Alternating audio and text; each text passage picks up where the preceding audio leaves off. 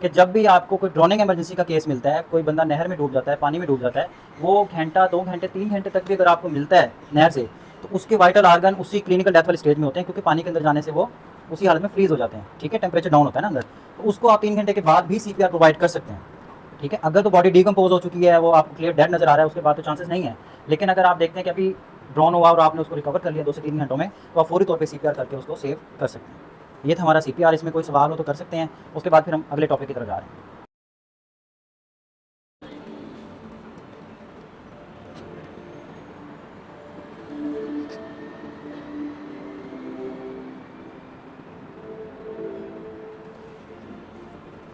اس video میں ہم آپ کو خون بہنے کی صورت میں ابتدائی طبی امداد دینے کے بارے میں بتائیں گے. اگر آپ کسی جگہ کیا دیکھا ویڈیو میں؟ ایک ایکسیڈنٹ دکھایا جاتا ہے، ٹھیک ہے. اس کے بعد وہاں پہ جو لوگ کھڑے ہوتے ہیں فوری طور پہ آتے ہیں اس کے پاس، اور جیسے بلیڈنگ والا سین دیکھ لیتے ہیں وہ کہ بلیڈنگ ہو رہی ہے پاؤں سے، تو فوری طور پہ کیا کرتے ہیں، وہ 1112 پہ کال کرتے ہیں. ہیلپ لائن کال کرنے کے بعد پھر وہ اپنے ہاتھوں کی حفاظت کس طرح سے کرتے ہیں، آپ نے دیکھا ہوگا، شاپر یوز کیے تھے انہوں نے، ٹھیک ہے. اب یہی میری بہن کا سوال تھا کہ گاؤں ہے یا کوئی بھی ایسی جگہ ہے جہاں پہ ہمارے پاس یہ چیزیں نہیں ہیں اویلیبل، اس صورت میں ہم نے کیا کرنا ہے، وہ شاپر تو ہر جگہ اویلیبل ہو سکتا ہے نا، یہ آپ کے وہ اصلاح کے لیے ہے، اس کو نیگیٹو نہ لیں. تو جب بھی آپ کسی جگہ موجود ہیں، آپ نے فوری طور پر اپنی سیفٹی کرنی ہے. اب جو خون روکنے کے اسٹیپس ہیں وہ 4 اسٹیپ ہیں بیسیکلی. پہلا اسٹیپ ہے کہ آپ براہ راست دباؤ ڈالیں. کسی بھی جگہ پہ کٹ لگ جاتا ہے، گھر میں کام کرتے ہوئے چھری وغیرہ لگ جاتی ہے، آپ اس کو ایسے فریلی نہ چھوڑیں، دباؤ دے دیں. جیسے ہی دباؤ دے کے رکھیں گے ود ان سیکنڈ وہ وہیں پہ ایک تو اسکن بھی جڑ جائے گی اور خون بھی رک جائے گا. اگر آپ نے اس کو چھوڑ دیا تھوڑی دیر کے لیے تو پھر وہ جوڑنے کے لیے اسٹچ لگانے پڑیں گے، ضرورت پڑے گی ٹانکے لگانے کی. تو آپ اسی جگہ پہ دباؤ دے دیں. دباؤ دینے کے ساتھ ساتھ اس کو دل کے لیول سے اونچا کر دیں. اب جو دل ہے ہمارا وہ پمپنگ آرگن ہے، خون کو پمپ کر رہا ہے. تو جیسے ہی آپ نے دیکھا ہوگا کہ پمپ اگر نیچے لگا اور پانی ہمیں پہنچانا ہے 4تھی منزل پہ، تو اس کو زیادہ زور لگ رہا ہوتا ہے، پریشر بھی کم جا رہا ہوتا ہے، اور وہی پانی جب نیچے آ رہا ہوتا ہے ڈاؤن ورڈ تو پھر اسپیڈ کے ساتھ جا رہا ہوتا ہے. تو ہم کیا کریں گے، اس کو پمپ جو ہے ہمارا اس سے اوپر لے جائیں گے. جیسے ہی اوپر لے کے جائیں گے تو اس کا پریشر ایک تو کم ہو جائے گا خون پہنچانے کا، اوپر سے آپ نے دباؤ دیا ہوگا، تو دونوں چیزیں جب اکٹھی ہو جائیں گی تو خون وہاں پہ اسٹاپ ہو جائے گا. اب ویڈیو کے اندر اور چیز دکھائی گئی تھی، اگر زخم کافی گہرا ہے، آپ کے براہ راست دباؤ دینے سے بھی خون نہیں رک رہا، آپ نے دل کے لیول سے بھی اونچا کر لیا، بعض زخم ایسے ہوتے ہیں کہ جو گہرے ہوتے ہیں اور جو اسکن ہے وہ وہاں سے پھٹ جاتی ہے، کھل جاتی ہے وہاں سے. اس صورت میں آپ نے کیا کرنا ہے، ایک صاف رومال الگ سے لے کے اس کو اندر تک پیک کرنا ہے. یہ آپ کو پریکٹیکلی بتایا جائے گا، ابھی تھوڑی بتا رہا ہوں آپ کو. آپ نے جب اندر تک پیکنگ کر لینی ہے، پیکنگ کرنے کے بعد باقی جو رومال ہوگا وہ اس کے اوپر رکھیں گے پہلے کی طرح، اور ساتھ کے ساتھ دل کے لیول سے اونچا کر دیں گے تو خون وہاں پہ اسٹاپ ہو جائے گا. اب اس کے بعد باری آتی ہے ایک اور اسٹیپ تھا اس کے اندر، اگر کوئی تیز دھار آلہ، کوئی سریا، کوئی چاقو، کوئی کانچ کا ٹکڑا جسم کے اندر دھنس جاتا ہے، بعض اوقات ایسا ہوتا ہے نا، بچے کھیل رہے ہوتے ہیں، گر جاتا ہے سیڑھیوں سے خدا نہ خاصا، یا کوئی بھی ایسی چیز کھیلتے ہوئے ایک دوسرے کو ہٹ کر دیتے ہیں. جب آپ دیکھیں کوئی ایسی تیز دھار نوکیلی چیز جسم کے اندر دھنس چکی ہے، چاہے وہ بازو ہے، ٹانگ ہے، کمر ہے، کوئی بھی ایسا حصہ ہے جسم کا، تو کبھی بھی اس کو پکڑ کے کھینچیں نہیں. جب آپ اس کو کھینچیں گے تو اس کا نقصان کیا ہوگا کہ جتنی شدت سے وہ چیز دھنسی تھی، جسم کے اندر گئی تھی، آرگن کو کٹ کرتے ہوئے، آرٹریز کو، وینس کو کٹ کرتے ہوئے اندر گئی تھی، اتنی شدت سے وہ کٹ کرتے ہوئے باہر آئے گی. جب آپ باہر نکالیں گے تو پریشر کے ساتھ شاورنگ ہوگی بلڈ کی، خون جو ہے فوارے کی شکل میں بہے گا اور آپ اس کو روک نہیں پائیں گے. تو اس لیے بہتر یہی ہوتا ہے کہ اس آرگن کو، جو بھی چیز دھنسی ہوئی ہے، اس کو سائڈوں پہ کپڑا رکھتے ہوئے اس کو 3/4 یعنی اس کے 3 حصے کر لیں. ایک حصہ اس کا کور کر لیں اچھی طرح سے. اس کے بعد بینڈیج اس طرح سے کریں کہ وہ جو آبجیکٹ ہے وہ اسی جگہ پہ فکس ہو جائے. جب وہ حرکت کرتا رہے گا تو آپ کو پین ہوتا رہے گا. آپ جب اس کی حرکت کو روک دیں گے، اس کو فکس کر دیں گے، اس کے بعد دل کے لیول سے اونچا کر کے ہاسپٹل لے جائیں گے. پھر ڈاکٹر حضرات اس کو خود ہی ریموو کریں گے، OT میں لے جا کے اس کو بلڈ اٹیچ کریں گے یا ڈرپ اٹیچ کریں گے، وہ پھر ان کا کام ہوگا. تو یہ سارے پریکٹیکل آپ کو سکھائے جائیں گے. جنید آ جائیں آپ. جی دیکھیں جی، ہم نے اس کو براہ راست دباؤ دینا ہے. میں نے آپ کو اسٹیپ بتائے ہیں کہ ہم نے براہ راست دباؤ دینا ہے. وہ گیلا ہونا ضروری نہیں ہے، سوکھا بھی ہو سکتا ہے. مقصد کیا ہے کہ اس کو وہاں پہ، جی گیلے سے بھی فائدہ ہوتا ہے، ٹھیک ہے. اس سے یہ ہوتا ہے کہ زیادہ جلدی اسٹاپ ہو جاتا ہے، اس کو سکون بھی مل رہا ہوتا ہے. مقصد یہ ہے کہ ہم نے براہ راست دباؤ دینا ہے، ٹھیک ہے جی. آج اگر کٹ لگ جاتا ہے، چوٹ لگ جاتی ہے، اس صورت میں آپ نے کیا کرنا ہے. تو سب سے پہلا جو اسٹیپ ہے وہ آپ نے نہیں بھولنا. سب سے پہلا اسٹیپ کیا ہوتا ہے کسی کی مدد کرنے میں؟ پہلا اسٹیپ کیا ہوتا ہے؟ ہاں جی، اپنی ذاتی حفاظت. تو جب بھی آپ اس وکٹم کو دیکھیں گے، ظاہر آپ دور سے ڈسٹینس سے دیکھ رہے ہوں گے، تو سب سے پہلے اپنی ذاتی حفاظت چیک کر لینی ہے، 6 اطراف انشور کر لینے ہیں کہ جس چیز کا وہ شکار ہوا ہے، آیا کہ وہ چیز وہاں پہ موجود تو نہیں ہے. کوئی مشینری ہو سکتی ہے، کچھ بھی ہو سکتا ہے. اگر وہ چیز نہیں ہے، خطرہ کسی قسم کا نہیں ہے، تب آپ نے آنا ہے اور مریض کو ایسے ہولڈ کر لینا ہے. کیونکہ بلڈ جب لاس ہوتا ہے تو انسان ایسا سا ویک ہوتا ہے، پھر اس کے بعد انکانشیس ہوتا ہے، اس کے بعد وہ گرنے کے چانسز زیادہ ہو جاتے ہیں. تو آپ نے جاتے ہی ہولڈ کر لینا ہے، سہارا دے دینا ہے، اور جاتے ہی آپ نے رسپانس لینا ہے. السلام علیکم بھائی، میں ریسکیو 10% ہوں، میں میڈیکل پروفیشنل ہوں، آپ کو کیا ہوا ہے؟ اب بھائی نے بتا دیا کہ جی میرے ہاتھ کے اوپر چوٹ لگی ہوئی ہے. جیسے آپ نے چوٹ دیکھی، اس کے بعد پھر تیسرا اسٹیپ ایکٹیویٹ ہو جاتا ہے، جو کہ ہے ایمرجنسی نمبر پہ کال کرنا. آپ نے خود کال نہیں کرنی، کسی کو فنگر سے پوائنٹ آؤٹ کر دینا ہے کہ آپ جلدی سے 112 پہ کال کر دیں. جیسے کال ہو چکی ہوگی، پھر آپ نے کیا کرنا ہے، مریض سے اجازت لینی ہے. اس میں مریض کی کنسنٹ جو ہے وہ بھی بہت زیادہ ضروری ہے. اگر وہاں پہ کوئی کپڑا ہے، کف ہو سکتا ہے، یا قمیض شرٹ کا کوئی ٹکڑا ہو سکتا ہے، یا پھر ٹراؤزر ہو سکتا ہے، پاؤں پہ اگر چوٹ ہے، ان سے بھی کنسنٹ لے کے، اجازت لے کے پھر آپ نے اس کو ریموو کرنا ہے، تاکہ ان کی جو پرائیویسی اس کا بھی خیال رکھا جائے. تو کیا میں آپ کا یہ کف اوپر کر سکتا ہوں جی؟ بھائی نے چونکہ ہاں بازو سلیو لیس پہنی ہوئی ہے تو پوچھنے کی ضرورت نہیں ہے. اب جیسے آپ نے کٹ دیکھ لیا، اس کو ایکسپوز کرنے کا یا کف اوپر کرنے کا مقصد یہ ہے کہ جو کٹ ہے، جو سورس ہے بلیڈنگ کا، وہ سامنے آ جائے. آپ کو نظر آ رہے ہیں؟ اب نظر آ رہے ہیں؟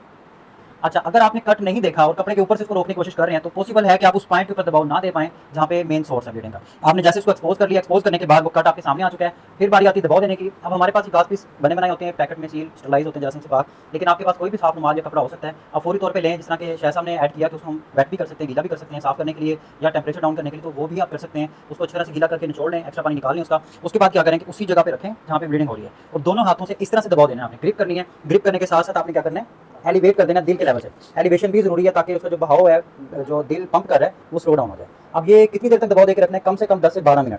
ऐसा कभी नहीं करना कि बार बार उसको चेक करते रहें आप, तो इससे ब्लड स्टॉप नहीं होगा। आप उसको 10 से 12 मिनट तक इस तरह दबाव देकर रखें। इतने में जो हमारी गाड़ी है वो भी पहुंच जाएगी और हैंड ओवर कर देंगे। अब इसके अंदर दूसरा सिनेरियो था कि कट अगर काफ़ी गहरा है, आपके दबाव देने से, एलिवेशन करने से खून नहीं रुक रहा, बहता जा रहा है, फिर आपने अलग से कोई रुमाल ले लेना है, या अगर बड़ा कपड़ा आप यूज़ करें तो उसका एक अलग से कॉर्नर पकड़ लें और उसको पैक करें अच्छी तरह से। जो जख्म है, जो खुल चुका है, जो आंख बन चुकी है, उसके अंदर आपने पैकिंग करनी है। फिंगर की मदद से कर सकते हैं, फॉरसेप्स ले लें, बॉल पेन ले लें, जिससे मजीद उसको इंजरी ना हो, लेकिन आपका ये जो पैकिंग वाला प्रोसेस है ये कंप्लीट हो जाए।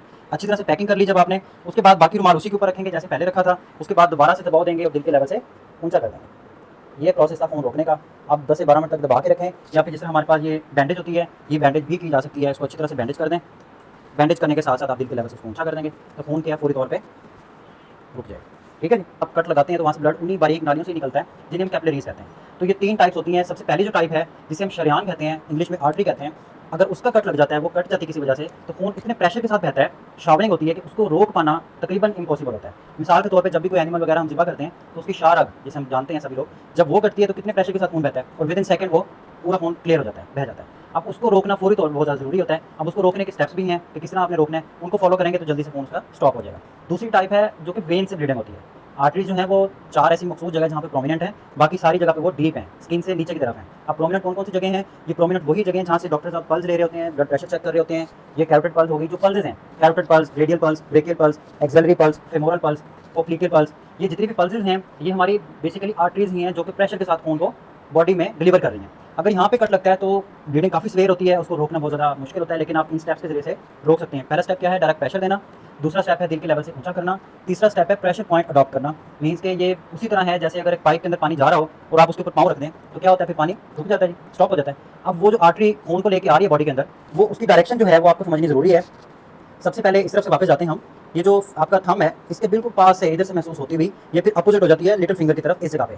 अगर इधर आप फील करेंगे तो ये रेडियस है, रेडियल पल्स है। अगर इधर फील करेंगे तो ब्रेकियल है। अब इधर से होती हुई हमारी बगल में आती है, बगल से होती हुई हमारी ये जो कॉलर बोन है जिसे हम क्लेविकल बोन भी कहते हैं, इसके साथ से होती हुई वापस दिल में चली जाती है। ये इसकी डायरेक्शन है हैंड की। सेम इसी तरह दूसरे हैंड में। और जो टांगों की डायरेक्शन है वो आपको जहाँ पे रान आपकी स्टार्ट हो रही है, अगर इस जगह आप दबाव देकर रखें थोड़ी देर तो आपको फील होगा कि पल्स आपको बीट हो रही है बार बार। तो ये फेमोरल पल्स होती है। अगर टांग के निचले हिस्से में कहीं पे ब्लीडिंग है, ऐसी सीवियर किस्म की ब्लीडिंग है, या ऑर्गन कट के अलग हो गया, या क्रश इंजरी हो गई, या मल्टीपल फ्रैक्चर हो गया, उस सूरत में आपने क्या करना है? इस जगह पे दबाव देकर रखना है। किस तरह दबाव देंगे? कोई भी बेडशीट ले लें, ब्लैंकेट ले लें, बड़ा सा कोई कपड़ा ले लें, उसको फोल्ड कर लें, इस जगह पे रखें और दबाव दें। पेशेंट लेटा हुआ होगा, आप इस जगह पे रख के दबाव दे देंगे, जिससे क्या होगा कि आर्टेरियल जो ब्लीडिंग है, जो फ्लो जा रहा है जी स्पीड के साथ, वो स्लो डाउन हो जाएगा। ठीक है। इसी तरह आप देखते हैं अगर पाँव के ऊपर इंजरी है तो इतनी दूर से रोकने की जरूरत नहीं है, फिर घुटने के बिल्कुल नीचे होती है इस जगह पे, इधर से आप दबाव देंगे तो क्या होगा? फोन रुक जाएगा। इसकी एग्जांपल यही है कि बाद औक़ात हम पाँव के बल ऐसे सीधा बैठ जाते हैं, अक्सर 5 से 4 मिनट के बाद हमें ऐसा महसूस होता है कि जैसे नीचे के जो हिस्सा है वहाँ पे ब्लीडिंग जो है ना रुकना शुरू हो गई है, दर्द हो रहा है, या वजन नहीं पड़ रहा पाँव के ऊपर जाती है। वो यही होता है कि ये पोप्लीटियल जो आपकी पल्स है ये दब जाती है, जिससे ब्लीडिंग वहाँ पे स्टॉप हो जाती है। तो इस जगह से हम रोक सकते हैं। उसके साथ साथ अगर बाजू की ब्लीडिंग है तो आप ब्रेकियल पल्स को रोक सकते हैं। अब इस जगह पर अगर आप उसको रोकेंगे, है वो एग्जैक्ट इसी जगह पे, लेकिन वो फाइबर की होती है, बहुत ज़्यादा हार्ड होती है। आप इधर से रोकेंगे तो आपके हाथों से स्लिप होना शुरू हो जाएगी, लेकिन स्टॉप नहीं होगी। आप उसको आपने पकड़ना किस जगह से है? ये इसकी डायरेक्शन ये है, इधर से आते हुए, इधर से होती हुई बगल में जा रही है। आपने इस जगह पे उसको स्टॉप करना है ऐसे। अब जिस तरह की ये पेशेंट है, अब मैंने दबाव दे दिया, खून नहीं रुका, दिल के लेवल से ऊंचा कर दिया, खून नहीं रुका, फिर मैं क्या करूँगा? उसका प्रेशर पॉइंट अडॉप्ट करूँगा, जहाँ से आर्टरी गुजर रही है उसको वहाँ से स्टॉप करूँगा। ठीक है। तो अगर मैं थोड़ी देर रोक के रखूँ तो जुनैद आपको बताएगा कि उसको हाथ खोलने और बंद होने में मुश्किल पेश आ रही है। ठीक है। अभी मैंने बिल्कुल आराम से पकड़ा हुआ है। जो पेशेंट होता है उसको हम थोड़ा सा दबाव देते हैं ताकि खून रुक जाए। तो ये था प्रेशर पॉइंट। अब आखिरी स्टेप होता है टॉर्निकेट का। आपने अक्सर देखा होगा कि नर्सेज वगैरह जब इंजेक्शन लगाती हैं तो एक बेल्ट बांधती हैं ऊपर। उस बेल्ट का मकसद ये होता है कि हमारी जितनी वेन्स है वो प्रोमिनेंट हो जाए ताकि वहाँ पे इंजेक्शन आसानी से लगाया जा सके। अब वो होता क्या है कि ऊपर से कस के जो बेल्ट लगा देते हैं उससे भी सप्लाई रुक जाती है। ठीक है। और यही प्रोसेस होता है टॉर्निकेट का। लेकिन टॉर्निकेट में कुछ एहतियाती तदाबीर हैं जिनको जहन में रखना बहुत ज़्यादा ज़रूरी है, वरना अगर आप फ़ायदा करने का सोच रहे हैं टॉर्निकेट लगा के, आप उल्टा उसका नुकसान कर देंगे। अब बाज़ लोग होते हैं कि इतनी बारीक सी रस्सी करके कस के बांध देते हैं। यहाँ से ब्लीडिंग हो रही है, हाथ कट गया, क्रश हो गया, इधर करके ना रस्सी बांध दी थी, वो सरासर उसका नुकसान है। आपने क्या करना है? कम से कम ये चौड़ाई इसकी आपको नजर आ रही है, कितनी चौड़ाई होगी इसकी? कम से कम 4 इंच होगी। 4 इंच चौड़ी आपने पट्टी, दुपट्टा या कोई भी कपड़ा इस्तेमाल करना है और उसके ऊपर बांध देना अच्छी तरह से कस के। ٹھیک ہے. اب مثال کے طور پہ یہاں پہ انجری ایسی ہے کہ خون نہیں رک رہا, پھر میں اس طرح سے کروں گا اور یہاں پہ لا کے اچھی طرح سے باندھ دوں گا. ٹھیک ہے. اگر آپ نے اس کو ایک ٹائم کے لیے باندھا ہے تو کتنی دیر تک باندھ سکتے ہیں یہ بھی جاننا بہت ضروری ہے. آپ نے اگر اس کو باندھا اور ابھی ٹائم کیا ہو رہا ہے ایسا مثال لے لیتے ہیں کہ 11:30 ہو رہے ہیں, 11:30 ہو رہے ہیں. ٹھیک ہے جی. آپ نے 11:30 بجے اس کو اگر اپلائی کر دیا ٹونیکیٹ, تو آپ نے اس کے اوپر ٹائم مینشن کرنا ہے 11:30. یہ اس لیے ضروری ہے کہ ٹونیکیٹ میکسیمم 20 منٹ تک آپ اس کو باندھ سکتے ہیں. اس کے بعد آپ کے اوپر لازم ہے کہ اس کو انٹائی کریں, اس کو کھولیں, اگلا جتنا بھی آرگن ہے وہاں پہ خون کی ایک دفعہ سرکولیشن ہونے دیں. اس کے بعد اگر ضرورت ہے تو دوبارہ باندھ دیں اور ایک نیا ٹائم نوٹ کر دیں. 11:30 کے بعد 11:50 پہ آپ نے اس کو انٹائی کر دینا ہے. 11:50 پہ دوبارہ اگر باندھیں تو 11:50 ٹائم نوٹ کریں گے, اس کو کراس کر دیں گے. اب اس میں جو کمپلیکیشن ہے وہ یہ ہے کہ اکثر دیہات سے جو وکٹمز آتے ہیں ہمارے پاس یا اپنی سواری پہ لے کے آتے ہیں, انہوں نے جب وہ چارہ کاٹنے والی مشین ہے یا تھریشر مشین ہے یا کوئی بھی ایسی مشین ہے جس کے اندر ہاتھ یا پاؤں آ کے کٹ جاتا ہے, وہ پھر کیا کرتے ہیں سب سے پہلے ان کے مائنڈ میں یہی آتا ہے کہ کپڑا باندھنے کا سے. اب کپڑا باندھ دیا جاتا ہے ٹانگ کے اوپر کپڑے ہوتے ہیں, کھلے کھلے کرتے ہو سکتے ہیں, دھوتی ہو سکتی ہے. اب وہ گندا وہ کپڑا ہمیں نہ بتایا جاتا ہے نہ ہمیں وہ نظر آ رہا ہوتا ہے. اگر اسی صورت میں اسی کنڈیشن میں ہاسپٹل لے کے آیا جائے اور وہاں پہ بھی 5 سے 10 منٹ 20 منٹ چیکنگ میں لگ جائیں, تو اس کو ریفر کر دیا جائے عمیر خان, تو وہ 50 منٹ یا 40 منٹ 45 منٹ کا راستہ ہے. اگر اس دوران وہ مسلسل بندی رہے, اس کا نقصان یہ ہوتا ہے کہ 20 منٹ کے بعد اس ٹورنیکیٹ والے کپڑے سے آگے جتنا بھی حصہ ہے وہ بلیک ہونا شروع ہو جاتا ہے, بلیڈنگ کی سرکولیشن نہ ہونے کی وجہ سے, اور پھر ایسا اس کو پھر کاٹنا پڑتا ہے, گینگرین کا شکار ہو جاتا ہے. تو اس میں جہاں فائدہ ہے وہاں پہ نقصان بھی ہے. جب بھی ٹورنیکیٹ اپلائی کریں, ایک تو اس کو واضح رکھیں, دوسرا اس کے اوپر ٹائم نوٹ کریں, تیسرا ایک بندے کی ڈیوٹی لگائیں کہ آپ نے اس کو انٹائی کرنا ہے. اگر آپ کسی کے ہینڈ اوور کر رہے ہو ریسکیو کے, میڈیکل کے, ڈاکٹر کے, تو پھر آپ ان کو لازمی انشور کریں, بتائیں ان کو کہ میں نے یہاں پہ کپڑا باندھ رکھا ہے, اتنے بجے میں نے باندھا تھا, اتنے بجے آپ نے اس کو کھولنا ہے. یہ کمپلیٹ تھا 4 اسٹیپ خون کو روکنے کے. لیکن اب اس میں سوال یہ آتا ہے کہ اگر سر کی بلیڈنگ ہو رہی ہے تو ہم کہاں پہ ٹورنیکیٹ اپلائی کریں گے؟ آتا ہے کسی کے مائنڈ میں؟ کہاں سے خون روکیں گے؟ روک دیں گے؟ نہیں. اگر سر کی بلیڈنگ ہو رہی ہے, ہیڈ انجری ہے, تو آپ اس کو بٹھائیں گے سٹنگ پوزیشن میں. سٹنگ پوزیشن میں لاتے ہی آپ کا جو دوسرا اسٹیپ ہے ایلیویشن والا, وہ کمپلیٹ ہو جائے گا. سر جو ہے وہ دل کے لیول سے ویسے بھی اونچا ہے, تو آپ اس کو بٹھا دیں, کبھی بھی لٹا کے شفٹ نہیں کریں گے ہیڈ انجری کا پیشنٹ. اگر بیٹھنے کی حالت میں نہیں ہے, انکانشیس ہے, اس کے پیچھے تکیے لگا دیں, اس کے پیچھے خود بیٹھ جائیں, اس کو سہارا دے دیں, اونچا کر لیں تھوڑا سا. ٹھیک ہے جی. اس کے ساتھ ساتھ کیا کریں گے آپ, براہ راست دباؤ تو دینا ہی دینا, آپ نے پٹی رکھیں گے, اس کو اچھی طرح سے باندھ دیں گے, اس کے بعد بٹھا لیں اور اس کے بعد اس کو شفٹ کریں جتنا جلدی ہو سکے. اور اگر آپ کے پاس سہولت ہے اس کو آئی وی لائن مینٹین کریں, اس کو ڈرپ اٹیچ کریں, یہ ساری چیزیں ایڈوانس لیول پہ آ جاتی ہیں. ٹھیک ہے. اب ہم کہاں تھے جی, ہمارا ٹاپک ہم نے براہ راست دباؤ دے کے خون روک لیا, اس کا فیلنگ کر کے ہم نے سیکھ لیا, دل کے لیول سے اونچا کر کے سیکھ لیا. اب باری تھی ہماری, کوئی آبجیکٹ ہے جو کہ دھنس چکا ہے جسم کے اندر, اس کو آپ نے نکالنا نہیں ہے. ٹھیک ہے. اب اگر نکالنا نہیں ہے تو اس کو کرنا کیا ہے, جنید بھائی ادھر ایسے انگلی رکھنا ہے. ٹھیک ہے. اب یہ کوئی تیز دار آلہ ہے, کوئی سریا ہے, کوئی چاقو ہے, کوئی کانچ کا ٹکڑا ہے, جو کہ جنید بھائی کے اللہ نہ کرے بازو کے اندر چلا گیا ہے. اکثر ایسا ہوتا ہے, کچھ ماہ پہلے کیس آیا تھا, ریئل میں کیس تھا, غریب آباد کا ایک اسکول ہے ہلکا 4 سے, وہاں سے ایک بچہ آدھی چھٹی کے ٹائم پہ فرار ہونے کی کوشش کرتے ہوئے, جیسے اس نے جو گیٹ کے اوپر لگے ہوتے ہیں نا, وہ سریے سے بنے ہوتے ہیں, تو ان کے اوپر سے جیسے وہ گزرنے لگا, تو وہ جو سریا تھا اوپر اس کے ایک نا بنا ہوتا ہے پول سا بھی. ٹھیک ہے. تو وہ اس کے اس بازو سے آر پار ہو گیا, اوپر تک ادھر سے گزرا اور اوپر سے نکل گیا.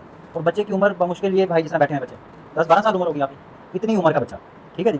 اب اس حالت میں ہم نے کیا کرنا ہوتا ہے, ہم نے وہاں پہ اس کو نکالنا نہیں ہوتا, اس کو کسی بھی اکوپمنٹ کی مدد سے, گرینڈر ہوتے ہیں, کٹر ہوتے ہیں مختلف قسم کے, اسی آبجیکٹ کو وہیں سے کٹنگ کر لو. کٹنگ کرنے کے بعد اس کو پیکنگ کرو, پیکنگ کرنے کے ساتھ ساتھ ہاسپٹل شفٹ کر دیں, پھر ڈاکٹر ہزار کو ریموو کرتے ہیں. تو ایسے کیسز ہمارے اس چھوٹے سے شہر کے اندر بھی آ رہے ہیں. تو یہ لازمی نہیں کہ انڈسٹریل ایریا ہو وہاں پہ ایسے کیسز آئیں گے, یہ گھر میں بھی ہو سکتا ہے. اس کو پیک کیسے کریں گے, اس کی سائڈوں میں آپ نے کیا کرنا ہے, کوئی بھی کپڑا لے لیں, گاز پیس لے لیں, کاٹن لے لیں, اس کو سے فولڈ کرتے جائیں اور سائڈوں پہ رکھتے جائیں.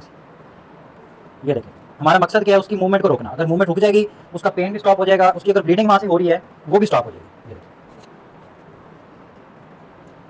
یہ کپڑا بھی استعمال کیا جا سکتا ہے, روئی بھی استعمال کی جا سکتی ہے. ہمارے پاس یہ گاز پیس ہے, ہم یہی استعمال کریں. اس کے بعد آپ نے کوئی اور کپڑا لے لینا ہے جسے ہم نے باندھنا ہے. اس کو باندھنا کیسے ہے یہ دیکھیے گا. یو ٹرن کا نام سنا ہے جی آپ نے؟ ہاں جی. تو یو ٹرن لینے آپ نے, ادھر سے میں اگر اوپر آ رہا ہوں تو آبجیکٹ کے اوپر سے ٹرن لیتے ہوئے واپس اسی طرف جانا ہے ہمیں, تاکہ وہ اچھی طرح سے وہیں پہ فکس ہو جائے. یہ دیکھیں ادھر سے ہم آئیں گے, اوپر سے آبجیکٹ کے گھومیں گے اور واپس آ جائیں گے. اب یہ آبجیکٹ بھائی سے میں نے اس لیے ہولڈ کروایا ہے کیونکہ دوسرا ہاتھ بھائی کا ٹھیک ہے کانشیس ہے, اگر یہ اس حالت میں نہیں ہوں گے تو ہم کسی اور بھائی کی بھی مدد لے سکتے ہیں. اچھی طرح سے اس کو فکس کریں گے. بھائی پین تو نہیں ہو رہا آپ کو؟ اچھا, یہ تسلی جو ہے یہ بھی ضروری ہے, ساتھ ساتھ اس کو کوآرڈینیٹ کرتے رہیں, بات چیت کرتے رہیں, اس کو سہارا دیتے رہیں. اگر اس نے پانی پینا ہے, اگر حالت ہوش میں ہے تو پانی بھی پلا سکتے ہیں. اگر وہ نیم بھی ہوش ہے تو پھر اس کو پانی نہ دیں. جنہیں کوئی پانی پینا ہے, میٹھا پانی. اچھا جی, چھوڑ دیں. اب یہ ہم نے اچھی طرح سے سیکیور کر لیا. وہ جو آبجیکٹ مطلب ہینگنگ حالت میں تھا, ہل رہا تھا, اس کی حرکت ہم نے روک لی. ٹھیک ہے, حرکت رک گئی اس کی. اب یہ بہت زیادہ ہلانے سے تو ہلے گا, ادروائز یہ اپنی جگہ پہ فکس رہے گا. اب اس کو کیا کرنا ہے, دل کے لیول سے اونچا ہی رکھتے ہوئے آپ اسی حالت میں اس کو شفٹ کریں. ٹھیک ہے. گھر میں اگر کسی بچے کو کوئی کھلونا, کوئی سریا وغیرہ لگ جاتا ہے, اس کو کبھی بھی نہ نکالیں. ہاں, اگر وہ اس حالت میں ہے کہ ہلکا سے چبھا ہوا ہے اور آپ اس کو نکال سکتے ہیں, آپ دیکھ رہے ہیں کہ اتنا مسئلہ نہیں ہے, پھر تو ٹھیک ہے. اگر اس حالت میں ہے کہ وہ بہت زیادہ ڈیپ ہے, پھر کبھی نہ نکالیں. اس میں کوئی سوال ہو کسی کا؟ جنید آپ کو کوئی چیز سمجھ نہ آئی؟ نشان آ گیا جنید. اچھا جی, یہ ہمارا تیسرا ٹاپک یہاں پہ کمپلیٹ ہو چکا ہے. اگر کسی چلیں جی, آخری ہمارا چیپٹر ہے کہ ان تمام ایمرجنسی سے بچاؤ کس طرح ممکن ہے, ہم اپنے طرز زندگی کو کس طرح بنا کے ان سارے مسائل سے بچ سکتے ہیں اور دوسروں کو بھی بچا سکتے ہیں. ٹھیک ہے, اس کا نام ہے پریونشن کا. हेलमेट का इस्तेमाल जरूर करें। अगर आप गाड़ी में सफर कर रहे हैं तो सीट बेल्ट बांधना मत भूलें।